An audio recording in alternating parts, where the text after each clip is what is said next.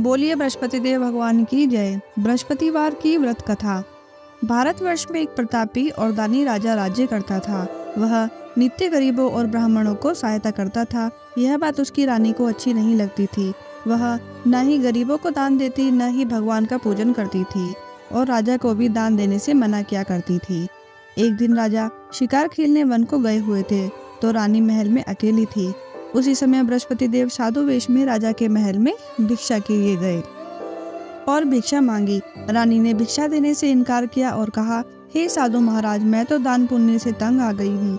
मेरा पति सारा धन लुटाते रहते हैं। मेरी इच्छा तो यह है कि हमारा धन नष्ट हो जाए, फिर न रहेगा बांस और न बजेगी बांसुरी। साधु ने कहा, देवी तुम तो बड़ी विचित्र हो। धन संतान तो सभी चाहते हैं, पुत्र और लक्ष्मी तो पापी के घर में भी होने चाहिए। यदि तुम्हारे पास धन अधिक है तो भूखे को भोजन दो, प्यासों के लिए प्याऊ बनवाओ, मुसाफिरों के लिए धर्मशाला खुलवाओ। जो निर्धन अपनी कुंवारी कन्याओं का विवाह नहीं कर सकते उनका विवाह करा दो। ऐसे और कई काम हैं जिनके करने से तुम्हारा यश लोक परलोक में फैलेगा। परंतु रानी पर उपदेश का कोई भी प्रभाव ना पड़ा। वह बोली, महाराज आप मुझे कुछ न समझाएं। मैं ऐसा धन नहीं चाहती जो हर जगह बांटती फिरूं। साधु ने उत्तर दिया, यदि तुम्हारी ऐसी इच्छा है तो तथास्तु। तुम ऐसा करना कि बृहस्पतिवार के दिन घर को लीपकर पीली मिट्टी से अपना सिर धोकर स्नान करना, भट्टी चढ़ाकर कपड़े धोना। ऐसा करने से आपका सारा धन नष्ट हो जाएगा। इतना कहकर वह साधु महाराज वहां से आलोक हो गए। साधु के अनुसार कई बातों को पूरा करते हुए रानी को केवल 3 बृहस्पतिवार ही बीते थे कि उसकी समस्त धन संपत्ति नष्ट हो गई। भोजन के लिए राजा का परिवार तरसने लगा। एक दिन राजा ने रानी से कहा कि हे रानी, तुम यहाँ पर रहो, मैं दूसरे देश को जाता हूँ, क्योंकि यहाँ पर सभी लोग मुझे जानते हैं, इसलिए मैं कोई छोटा कार्य नहीं कर सकता। ऐसा कहकर राजा परदेश चला गया। वहाँ वह जंगल से लकड़ी काट कर लाता और शहर में बेचता। इस तरह से वह अपना जीवन व्यतीत करने लगा। इधर राजा के परदेश जाते ही रानी और दासी दुखी रहने लगी। एक बार जब रानी और दासी को 7 दिन तक बिना भोजन के रहना पड़ा तो रानी ने अपनी दासी से कहा कि हे दासी, पास ही के नगर में मेरी बहन रहती है, वह बड़ी धनवान है, तो उसके पास जा और कुछ लेकर आ ताकि थोड़ी बहुत गुजर बसर हो जाए। दासी रानी की बहन के पास गई। उस दिन गुरुवार था और रानी की बहन उस समय बृहस्पतिवार व्रत की कथा सुन रही थी। दासी ने रानी की बहन को अपनी रानी का संदेश दिया, लेकिन रानी की बड़ी बहन ने कोई उत्तर नहीं दिया। जब दासी को रानी की बहन से कोई उत्तर नहीं मिला तो वह बहुत दुखी हुई और उसे क्रोध भी आया। दासी ने वापस आकर रानी को सारी बातें बता दी। सुनकर रानी ने अपने भाग्य को कोसा। उधर रानी की बहन ने सोचा कि मेरी बहन की दासी आई थी, परंतु मैं उससे नहीं बोली, इससे वह बहुत दुखी हुई होगी।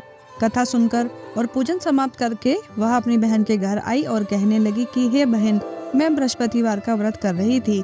तुम्हारी दासी मेरे घर पर आई थी, परंतु जब तक कथा होती है तब तक ना तो उठते हैं और ना ही बोलते हैं, इसलिए मैं नहीं बोली। कहो दासी क्यों गई थी? रानी बोली, बहन तुमसे क्या छुपाऊं, हमारे घर में खाने तक को अनाज नहीं था। ऐसे कहते कहते रानी की आंखें भर आई और दासी समेत पिछले 7 दिनों से भूखे रहने तक की बात अपनी बहन को विस्तार पूर्वक सुना दी।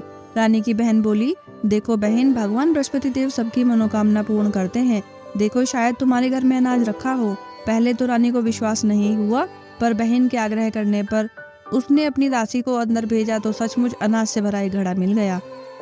यह देखकर दासी को बड़ी हैरानी हुई।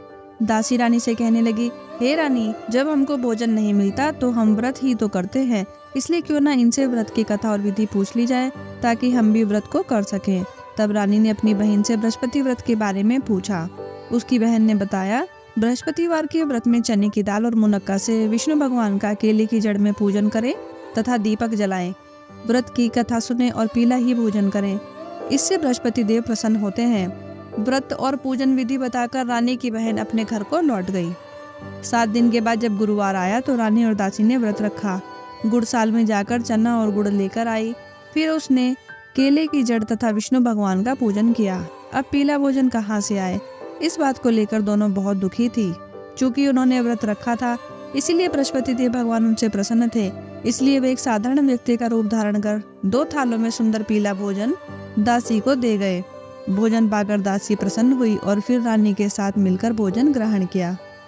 इसके बाद वे सभी गुरुवार को व्रत और पूजन करने लगी। बृहस्पति भगवान की कृपा से उनके पास फिर से धन संपत्ति आ गई, परंतु रानी फिर से पहले की तरह आलस्य करने लगी। तब दासी बोली, देखो रानी, तुम पहले भी इस प्रकार से आलस्य किया करती थी। तुम्हें धन रखने में कष्ट होता था, इस कारण सभी धन नष्ट हो गया था, और अब जब भगवान बृहस्पति की कृपा से तुम्हें धन मिला है तो तुम फिर से आलस्य करने लगी हो। रानी को समझाते हुए दासी कहती है कि बड़ी मुसीबतों के बाद हमने यह धन पाया है, इसलिए हमें दान पुण्य करना चाहिए, भूखे मनुष्य को भोजन कराना चाहिए और धन को शुभ कार्यों में खर्च करना चाहिए, जिससे तुम्हारे कुल का यश बढ़ेगा, स्वर्ग की प्राप्ति होगी और पितृ प्रसन्न होंगे। दासी की बात मानकर रानी अपना धन शुभ कार्यों में खर्च करने लगी, जिससे पूरे नगर में उसका यश फैलने लगा। एक दिन राजा दुखी होकर जंगल में एक पेड़ के नीचे आसन जमाकर बैठ गया। वह अपनी दशा को याद करके व्याकुल होकर रोने लगा। बृहस्पतिवार का दिन था। एकाएक उसने देखा कि निर्जन वन में एक साधु प्रकट हुए। वह साधु वेश में स्वयं बृहस्पति देवता थे। लकड़हारे के सामने आकर बोले, लकड़हारे, इस सुनसान जंगल में तू चिंता मग्न क्यों बैठा है? लकड़हारे ने दोनों हाथ जोड़कर प्रणाम किया और उत्तर दिया, महात्मा जी, आप सब कुछ जानते हैं, मैं क्या कहूँ? यह कहकर रोने लगा और साधु को अपनी आत्मकथा सुनाई। महात्मा जी ने कहा, तुम्हारी स्त्री ने बृहस्पतिवार के दिन बृहस्पति भगवान का निरादर किया है, जिसके कारण रुष्ट होकर उन्होंने तुम्हारी यह दशा कर दी है। अब तुम चिंता को दूर करके मेरे कहने पर चलो तो तुम्हारे सब कष्ट दूर हो जाएंगे और भगवान पहले से भी अधिक संपत्ति देंगे। तुम बृहस्पति के दिन कथा किया करो। 2 पैसे की चन्नी मुनक्का लाकर उनका प्रसाद बनाओ। शुद्ध जल से लोटे में शक्कर मिलाकर अमृत तैयार करो। कथा के पश्चात अपने सारे परिवार और सुनने वाले प्रेमियों में अमृत व प्रसाद बांटकर आप भी ग्रहण करो। ऐसा करने से भगवान तुम्हारी मनोकामनाएं पूरी करेंगे। साधु के ऐसे वचन सुनकर लकड़हारा बोला, हे प्रभु, मुझे लकड़ी बेचकर इतना पैसा नहीं मिलता जिससे भोजन के उपरांत कुछ बचा सकूं। मैंने रात्रि में अपनी स्त्री को व्याकुल देखा है। मेरे पास कुछ भी नहीं जिससे मैं उसकी खबर मंगा सकूं। साधु ने कहा, हे लकड़हारे, तुम किसी बात की चिंता मत करो। बृहस्पतिवार के दिन तुम रोजाना की तरह लकड़ियां लेकर शहर जाओ। तुमको रोज से दुगना धन प्राप्त होगा, जिससे तुम भली भांति भोजन कर लोगे तथा बृहस्पति देव की पूजा का सामान भी आ जाएगा। इतना कहकर साधु अंतर्ध्यान हो गए। धीरे धीरे समय व्यतीत होने पर फिर उसे बृहस्पति देव का दिन याद आया।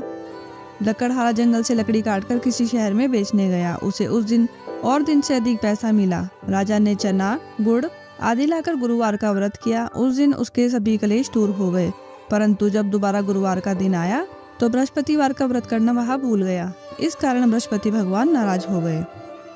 उस दिन उस नगर के राजा ने विशाल यज्ञ का आयोजन किया तथा शहर में ये घोषणा करा दी कि कोई भी मनुष्य अपने घर में भोजन न बनावे, न आग जलावे, समस्त जनता मेरे यहाँ भोजन करने आवे।